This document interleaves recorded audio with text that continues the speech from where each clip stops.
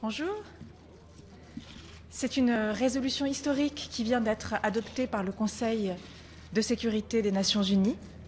Pour la première fois, est abordée de façon globale sur tous ses aspects et sans limitation géographique la question de la protection du patrimoine culturel qui est mis en danger en période de conflit armé.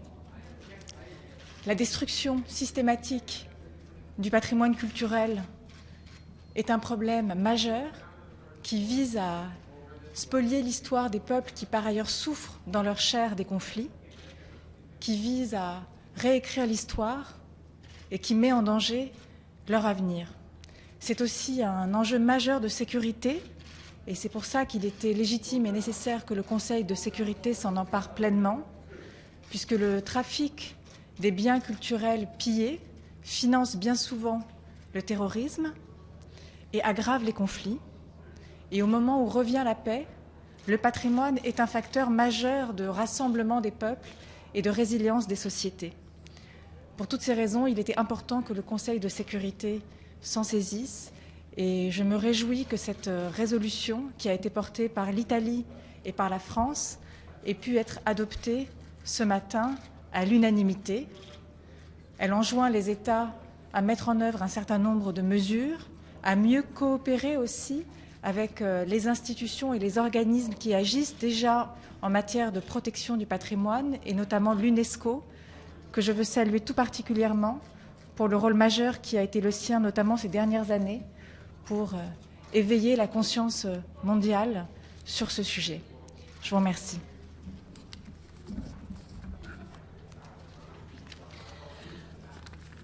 I think this number, 2347, will be a number that we are going to remember. It's an historical resolution. It's a resolution that finally, and I would like really to thank Minister Azoulay and the government of France, that together with the government of Italy, with the ambassador here in New York, presented an historical resolution. For the first time, thanks to the experience of UNESCO and what we already have done in the past, we affirm that fighting the smuggling and defending the heritage is not just an element of preventing the conflict, but also to set up the outcome of the conflict. Preventing means that respect of the human culture, the civilization that we lived everywhere, especially in the Mediterranean and the Middle East, is something that we are going to use as UN and also as a national government to defend our history and our future. We know that the smuggling of heritage and the destroying of our cultural dimension for many terrorist organizations is a means of strengthening their role and strengthening their capability in order to advance as a terrorist organization. And we know that also with this effort, they destroyed the main tool that we have as a civilization, the respect of tolerance, cultural understanding, a civilization that is coming from the past and, of course, is uniting our history. So this is an historical resolution because for the first time we are affirming in terms of a worldwide community, in terms of UN, that we have to react, and there is a cultural dimension in fighting terrorism and, of course, in preventing and solving the conflict. Once again, thanks to the Security Council, to the British presidency that set up in the agenda this possibility. Thanks again to the French government for this cooperation in terms of resolution, and all the members that, a lot of members that co-sponsor this draft, that of course is signing for who is fighting for peace and working for peace, a new dimension of action in the Mediterranean region, in the Middle East, and worldwide. All the conflict from Mali till Syria, of course, have this cultural dimension that we want to preserve, but also we want to use it as a message. Together with the French government, and also in waiting for the G7 meeting for the culture, we have a tool, we have a new instrument to strengthen our policy and our action for peace. Thank you very much. You can imagine that as Director General of UNESCO, I'm overwhelmed today after the resolution 2347 of the Security Council. As the Minister and the Deputy Minister just said, this is a historic moment of recognizing the importance of protecting of heritage, of cultural diversity in conflict areas for peace and security. And I do remember in 2014, in December, when I sent a letter to the Security Council asking the Security Council to act after the advance of Daesh destroying Mosul, the museum, and all the destruction that has taken place in Syria, in Iraq, of course, Afghanistan before that. And now under the leadership of France and Italy, which I applaud, we have this historic resolution. For us, for UNESCO, it is quite clear that protection of heritage is the best way to create resilience in societies, to recognize the past, but also to look for the future, because it is so strongly linked with identities. And I do remember the historic, I would say, visit that we made jointly with President Francois Hollande in Mali in January 2013, just a week after the extremists were pushed away from Timbuktu, and we were standing in front of the destroyed mausoleums and the manuscripts that were burned by extremists. How important all this was for the communities in Timbuktu. And I promised to restore the mausoleums, and we did that with UNESCO, with all our partners. I mention this because I do believe that without recognizing and respecting the identities of people, we cannot have peace, we cannot have reconciliation, we cannot have hope also for the future.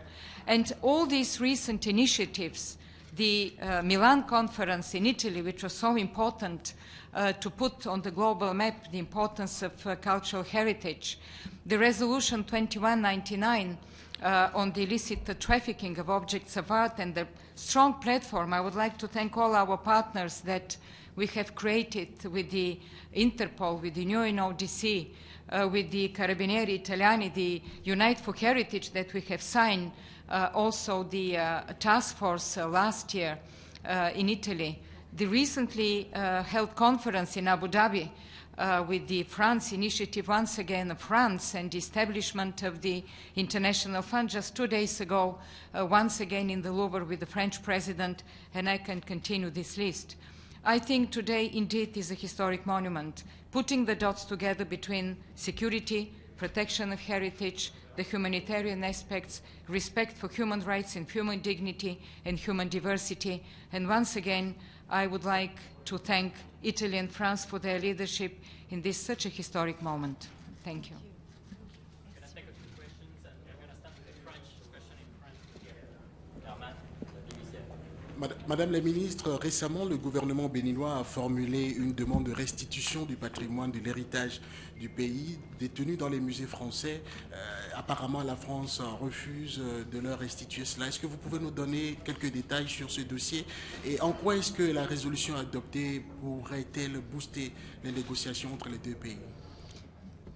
La question qui a été formulée par les Béninois devant la France a été bien entendu étudiée avec tout le sérieux qu'elle mérite. C'est une question importante. Il y a eu des discussions avec le ministère des Affaires étrangères et c'est une question qui se traite à la fois sur le plan bilatéral et dans le respect des textes, notamment la Convention de 1970 sur ce sujet des biens culturels. Il n'est pas traité dans le cadre de la résolution 2347 qui a été adoptée ce matin, qui, elle, vise bien la protection des biens culturels en cas de conflit armé. Mais ce sujet-là est un sujet différent qui est traité par ailleurs et qui est écouté avec le plus grand respect et la plus grande attention par la partie française. Thank you very much, and in English to all of you. Congratulations for the resolution, but today at the UN, the talk is always about resources, money, show me the money. So, can you explain a little bit more how the resources for those protection, for those soldiers to protect heritage, how are you going to find those resources, especially because I think the first concern that people will have is, are we sure that we're not taking resources away from protecting human beings. So how are you going to find the extra resources? Should I start? First, I think we shouldn't oppose the subject of the protection of civilian populations and the subject of the protection of cultural heritage. Both are important, and we are actually trying to find and finding new resources in order to protect cultural heritage. For instance, the conference held in Abu Dhabi last December had two main conclusions. One of them was to create an international fund in order to finance operations of protection of cultural heritage. And there was last Monday in the Louvre in Paris the first conference of donors for this international fund that has been created since last December, and more than $75 million were raised, mainly from states, were raised in order to finance cultural protection. So there is absolutely no contradiction between both objectives, and on the contrary, they are all in the same objective of creating a possible future for the populations.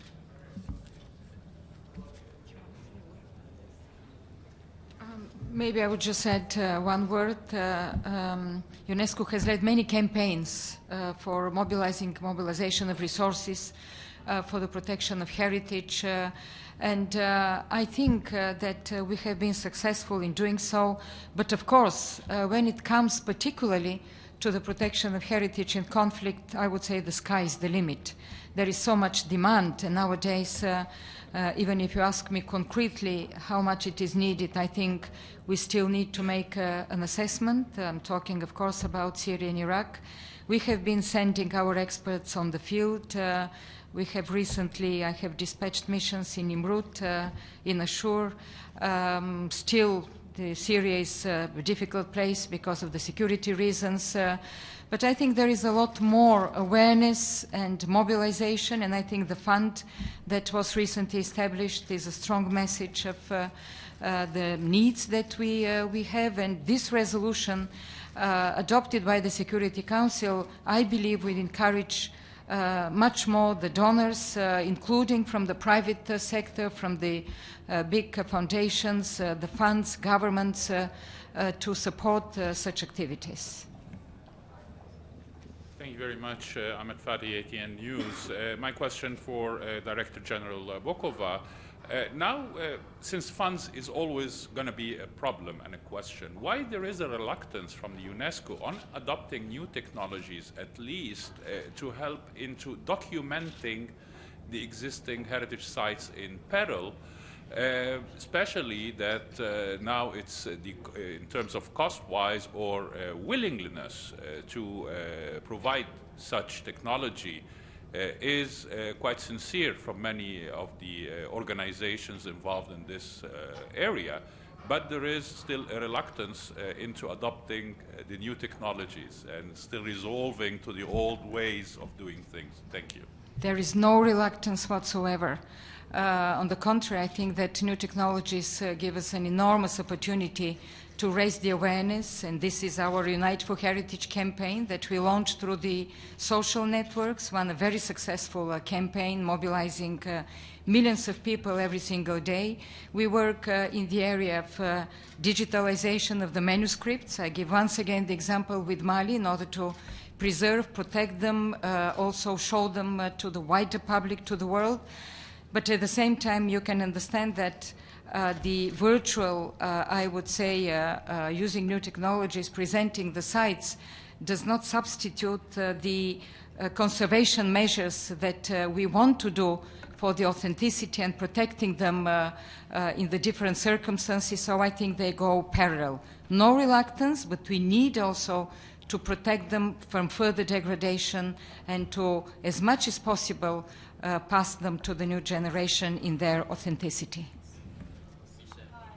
Michelle Nichols from Reuters. A question for you, Ms. Bokova, about the US membership of UNESCO. Have they given you any indication that they're planning to withdraw from UNESCO, and what's your message to Washington on this? No, not at all. The United States is member of UNESCO. We have worked very closely within the same topic about protection of heritage, preventing violent extremism, including through education. The United States have financed the International Council of Museums, which is a partner of UNESCO, in the preparation of the red lists for the protection of Syrian heritage, Iraqi heritage, updating some of the other Yemeni heritage. And I believe what UNESCO is doing, particularly in terms of countering violent extremism, the prevention and the stopping of the illicit trafficking of art and financing further extremism, and the PV, preventing violent extremism through education, fits entirely within the vision of the United States of what is at stake when we speak about security in the world. Last question from Al Jazeera, and then we'll Yes, this question is for everyone. It's a two-part question. One, the establishment of safe zones. How viable can that be, especially given the concerns raised by some of the member nations, including Egypt, about the ongoing threat to private black market theft of their cultural patrimony? And then in terms of prosecution of those who are stealing or selling cultural patrimony, are member states going to be on board with stepping up their law enforcement efforts? Thank you.